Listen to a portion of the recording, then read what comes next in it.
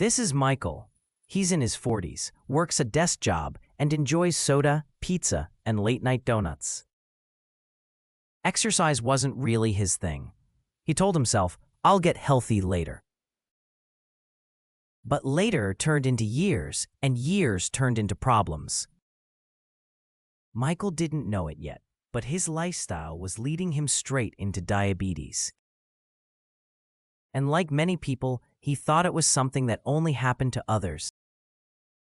Michael started noticing changes. He was always thirsty, constantly tired, and running to the bathroom more often than usual. He brushed it off as stress, too much coffee, or just getting older. But these were early warning signs of diabetes, signals too many people miss until it's too late. Diabetes is a chronic condition where the body struggles to use insulin, the hormone that moves sugar from your blood into your cells for energy. Without insulin working properly, sugar builds up in the bloodstream. High blood sugar doesn't just sit there harmlessly. Over time, it damages blood vessels, nerves, kidneys, eyes, and even the heart. There are two main types of diabetes. Type 1 usually develops earlier in life when the body stops producing insulin entirely. It requires daily insulin injections. Type 2, which Michael has, is more common and happens when the body doesn't use insulin effectively.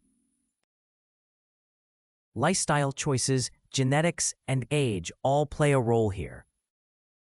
Risk factors include obesity, poor diet, inactivity, family history, and age. In short, too much screen time, too little green time. Frequent urination, thirst, fatigue, slow healing wounds, and unexplained weight changes are common early warning signs. Blurred vision, recurrent infections, and tingling in the hands and feet point to advancing diabetes. After months of ignoring the signs, Michael finally saw his doctor. The tests confirmed it: type 2 diabetes. Diabetes is a chronic condition where high blood glucose damages organs and blood vessels over time. Uncontrolled, it's a slow burn with big consequences. Type 2 diabetes can be managed and sometimes even reversed with lifestyle changes. That means healthier eating, daily activity, weight loss, and stress control. For Michael, this meant rethinking his habits completely. Nutrition plays the biggest role. Whole grains, lean protein, vegetables, and fiber help stabilize blood sugar. Cutting down sugary drinks and processed carbs makes an immediate difference. A balanced diet is the foundation of diabetes care. Exercise makes muscles use glucose more efficiently, lowering blood sugar naturally. Walking, cycling, or strength training just 30 minutes a day can help control diabetes. Sometimes, lifestyle isn't enough. Doctors prescribe medicines like metformin or, in some cases, insulin. These help control blood sugar, but they work best when combined with healthy habits. Checking blood sugar is vital. Some people test daily with finger sticks, while others use continuous glucose monitors that track sugar 24/7. Michael tried at first, but soon slipped back into old habits. He skipped monitoring, ate poorly, and ignored medical advice. His blood sugar stayed uncontrolled, and the complications started. One day, Michael noticed a small sore on his foot. He ignored it, thinking it would heal. In diabetes, poor circulation and nerve damage mean even small wounds can become dangerous quickly. The wound became infected. Redness, swelling, and pain followed. By the time Michael sought help, the infection had spread deep into the tissue. This is called a diabetic foot infection, a common and serious complication. Michael's infection worsened and entered his bloodstream, leading to sepsis. This is life-threatening. He was admitted to hospital urgently, needing IV antibiotics and surgery. Despite treatment, Michael's foot tissue was dying. To save his life, doctors recommended amputation below the knee. It was a devastating choice, but the only one. Michael underwent below-knee amputation.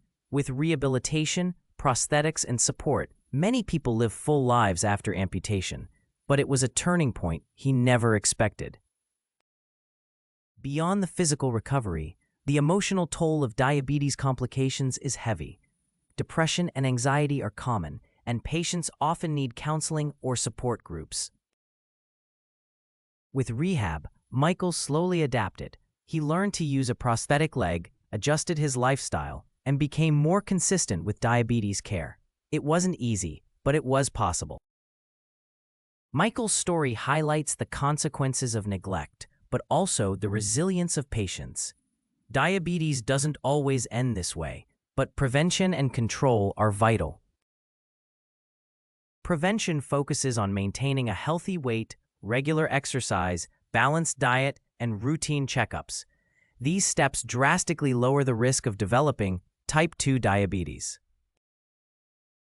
Regular screenings catch diabetes early when it's easier to control. People with family history, obesity, or over age 40 should test blood sugar regularly. Small, consistent changes, like replacing soda with water, walking after meals, and cooking at home, build long-term protection against diabetes.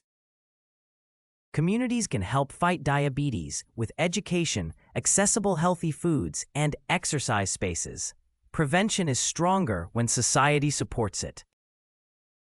Medical advances continue. New drugs, better insulin, and continuous glucose monitoring improve quality of life. With knowledge and support, diabetes can be controlled. Diabetes is manageable, but ignoring it is dangerous. The choice is made each day. What you eat, how much you move, and whether you follow treatment all decide the outcome. Michael's story is a warning and a lesson.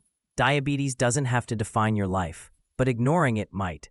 Choose wisely, prevention or complication. And if you found this helpful, hit like, subscribe, and join us here on Medical Minute for more health explained clearly with just the right dose of honesty.